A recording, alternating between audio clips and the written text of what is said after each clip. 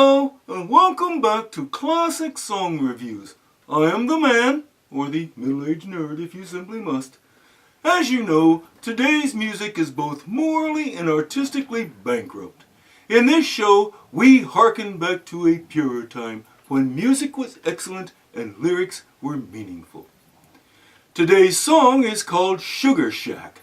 It was the only #1 hit for the band The Fireballs, sometimes billed as Jimmy Gilmer and the Fireballs. It hit the charts in 1963 and continues to be played on classic rock stations today. Without further ado, let us begin.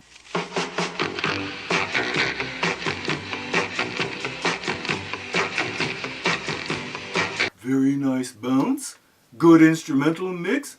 This sounds like a most enjoyable song. Oh, there's a crazy little shack beyond the tracks. I realize what some may be thinking. A shack is an inanimate object, and thus it is incorrect to ascribe insanity, or any other emotional state, to such an item. However, we must keep in mind the cultural context from which this song emerged. That culture sought to distinguish itself by means of unique dress and vocabulary. In this context, crazy means attention-getting in a good way. Translation: he likes the place. Having cleared that up, please proceed. And everybody calls it the Sugar Shack. As business names go, this may seem a bit unusual. However, such odd names were part of that same distinctive subculture to which I have already alluded. The name Sugar Shack does have a pleasant cadence, and a name that implies enjoyable times is not a bad idea if one wishes to have a successful business.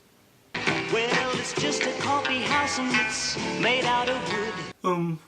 Most buildings are at least partly made out of wood, so I fail to see the significance of that.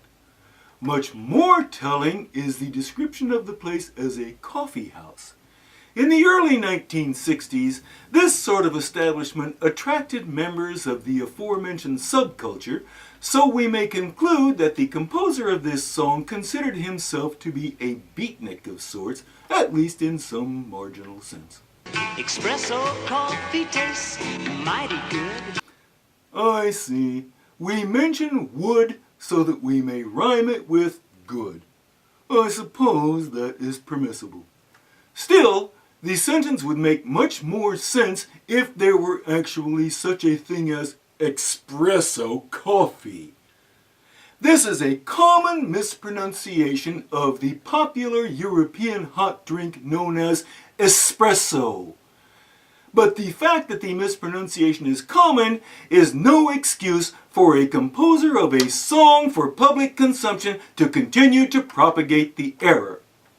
Inasmuch as the band, with various personnel adjustments, continues to perform this song to this very day, perhaps they should gather in a studio and re-record the song with proper diction. If I find the opportunity, I shall suggest that to them. That's not the reason why I've gotta get back up to that Sugar Shack. Whoa, baby, to that Sugar Shack. He makes it sound as though returning to this Sugar Shack is a major undertaking. Yet, he has described it as being merely beyond the tracks, which implies that it is in the same city wherein he finds himself and thus should not be an impossible distance from him. Moreover, he has gone out of his way to talk about the pleasant taste of the coffee, but he says that is not his reason for wanting to return. What then are his intentions? Oh, there's this cute little girlie, she's working there.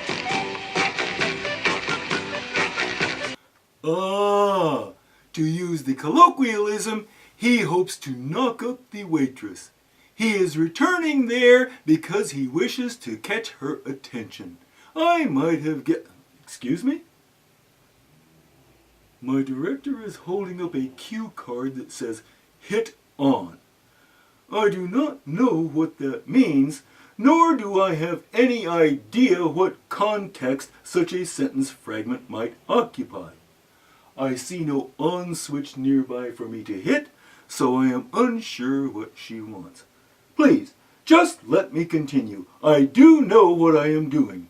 A black leotard and her feet are bare. The young lady sounds rather appealing. While I am above such things myself, I can well understand why he would wish to knock her up. What? The cue card again. I still have no idea what the significance of that phrase might be.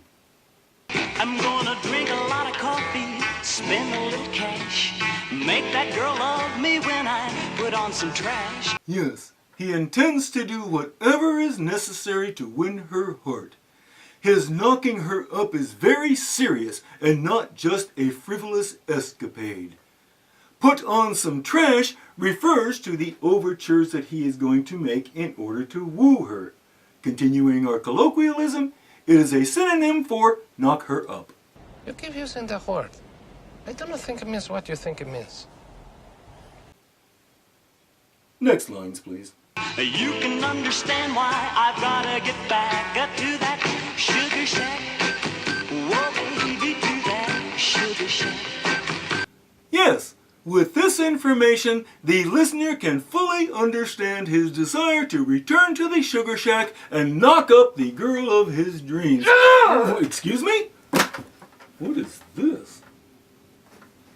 Dictionary of American Slang. Thank you, but I do not need... bookmark? Bookmark.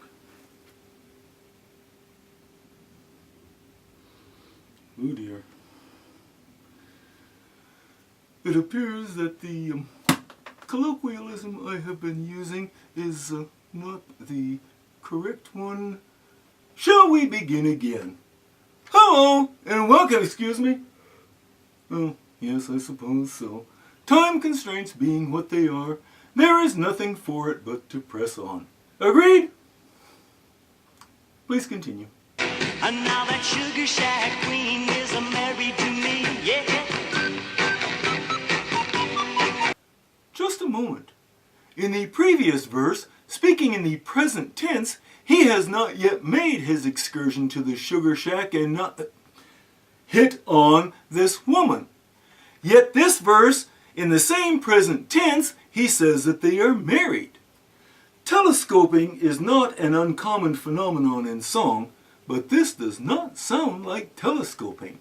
This sounds as though it is all happening in real time, and in the space of a few seconds, he has made his trip there, won the lady's heart, married her, and settled down. It leads me to wonder where he lives and whether time behaves differently there than it does in other places. This is my timey-wimey detector. Goes ding when there's stuff. We just sit around and dream of those old memories. That is the extent of their marriage? No careers, no hobbies, no children, no discussion of current events, no physical activity. They just sit around and dream about the past? That sounds about as interesting as watching submarine races. From the surface. In Idaho. Is this really why he made that special trip and spent all that money and time and drank all that coffee and worked so hard to win the lady's heart just so they could sit around and do absolutely nothing? And she has no problem with this situation? But one of these days I'm gonna lay down tracks. Are these the same tracks that he must cross to get to the sugar shack? Where did he acquire the heavy equipment to move them? Where is he moving them to? Why is he moving them? In the direction of that sugar shack. Oh, I see. When he says lay down tracks, he is using more slang, meaning he is going to start walking in that general direction. Apparently, this couple's lack of energy and inactivity has left them in such a poor financial state that they cannot afford any sort of wheeled conveyance, public or private, and so they must walk to their destination. I find myself wondering if this is really how the lady envisioned her life with him. Just me and her, yes, we're gonna go back to that sugar shack. It would seem that she is agreeable since he says that she will be walking with him.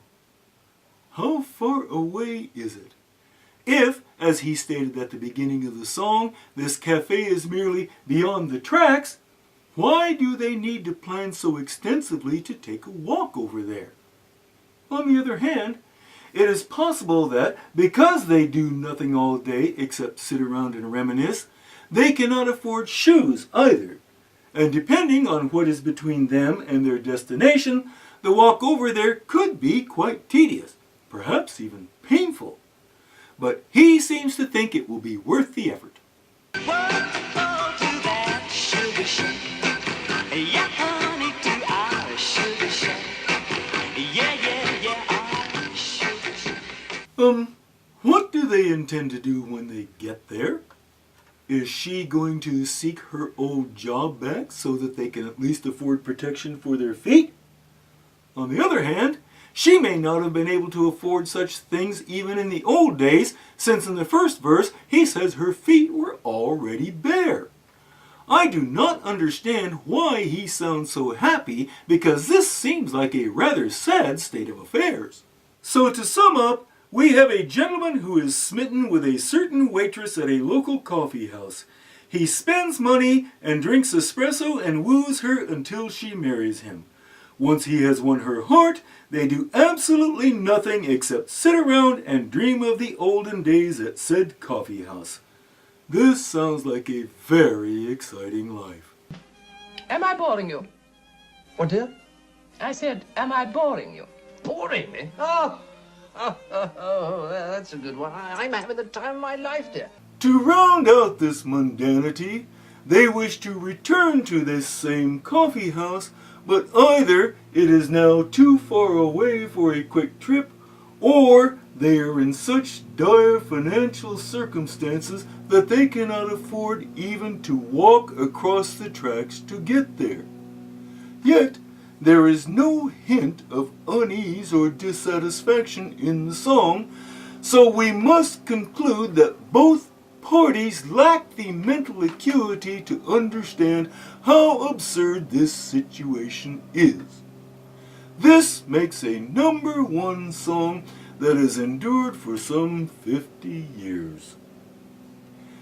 The Fireballs did manage to chart one other time a few years later.